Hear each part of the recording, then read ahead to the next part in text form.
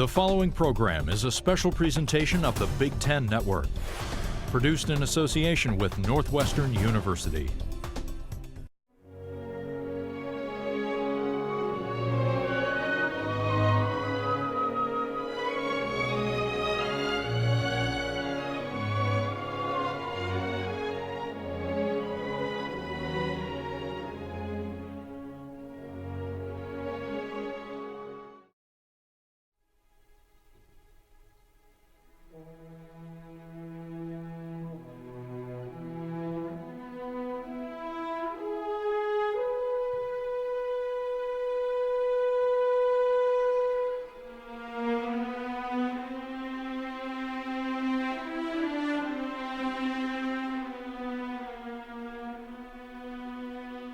For Bruckner, Franz Liszt called him the minstrel of God.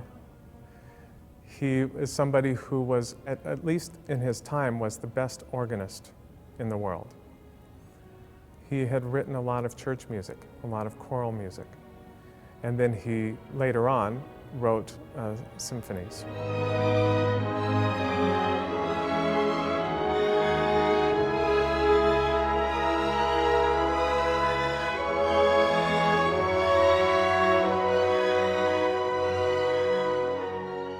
The Bruckner is very interesting to play as a string player. It's very brass oriented, so you have lots of huge sound coming from behind me, just like the horns and the tubas, which is great. It's fairly difficult for pretty much everybody. There's a lot of problems with like these really long lines that you have to sustain, or you have to play for a long time at once. It's a really marathon of a piece. We ran it for the first time on Monday, and after, it's just keeping your concentration the whole time is so difficult. They just have all these running 16th note and triplet passages. It's like the one piece where I feel like my arm is going to fall off the entire time. And my teacher's in the CSO, and I remember he always would ask us, so how's your bow arm doing, you know, in Bruckner, and we all start laughing because I don't know what Bruckner was thinking to write so much tremolo, not only in the second violin part, but the first violin part too. There's so many things where you have to wait forever and then come in and be perfectly in tune and unison with somebody else. It takes a lot of stamina to get through this piece. It's really great to be pushed to that level.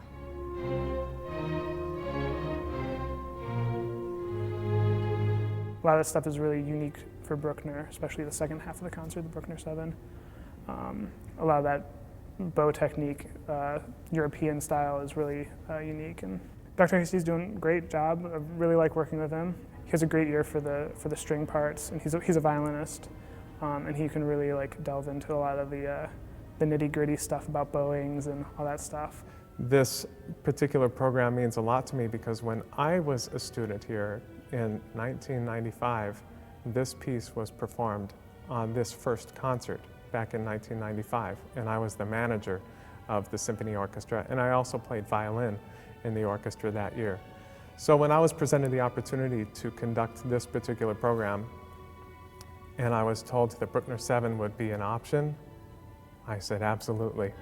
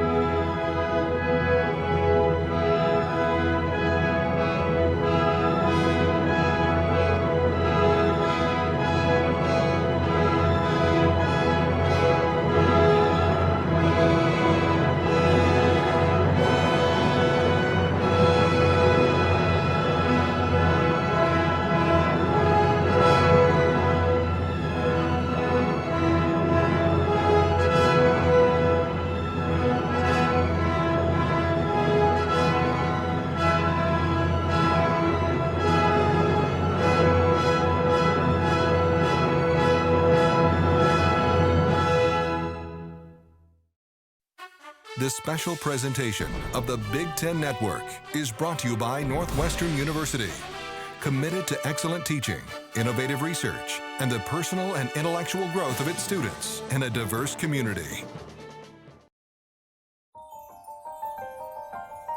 Why spend your entire life looking for some on-ramp to the road to opportunity when there's already a well-traveled path?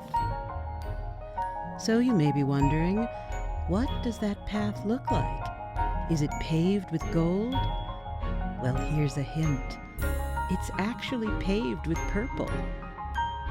Northwestern University. Your road starts here. Northwestern University.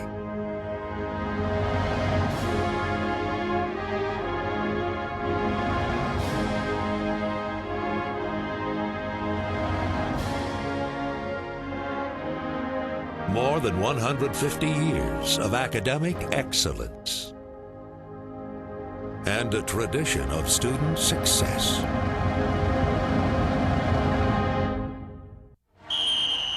First and 10, Northwestern. You beat your man to the corner? Yeah, if the ball's thrown at angle theta of 33 degrees and I accelerate at 3.2 meters per second.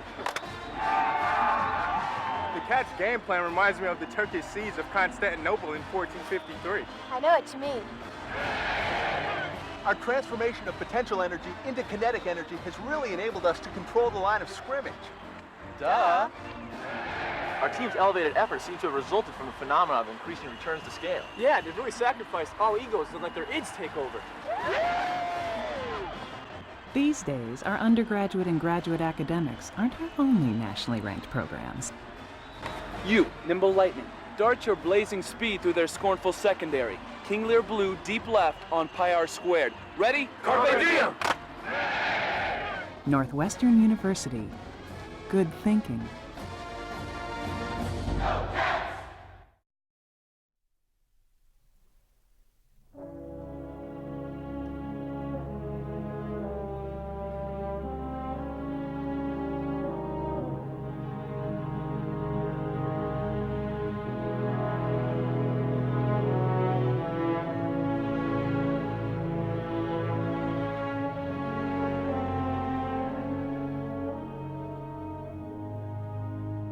It's just an absolute wall of sound. They're just huge and bombastic and crazy. A big, like, atomic bomb of sound. The brass is having a killer time, you know. And it's going to be really loud. It's going to be really loud. Everybody just producing this wave of emotion is amazing.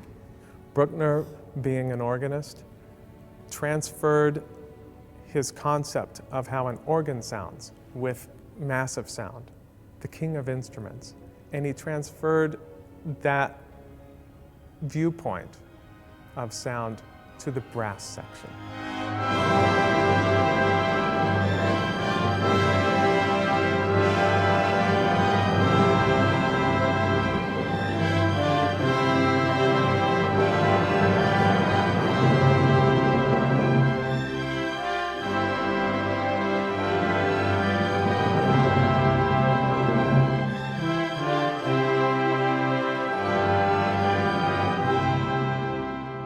We have a great brass program here. Like, everybody comes through the brass program, I think, more than anything at our music school. And they're great, you know, but it's like the time where they're like, yes, I can play really loud, you know.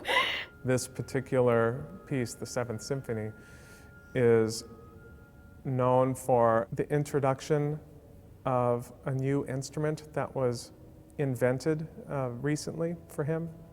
Wagner had invented and implemented the use of tubas in the ring.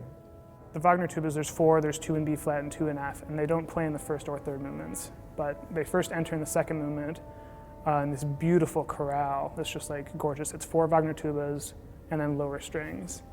And that second movement is an homage to Wagner, who Bruckner idolized. And when I grew up, when I was introduced to the music of Bruckner, I always felt that if Wagner were to write symphonies, it would sound like a Bruckner symphony.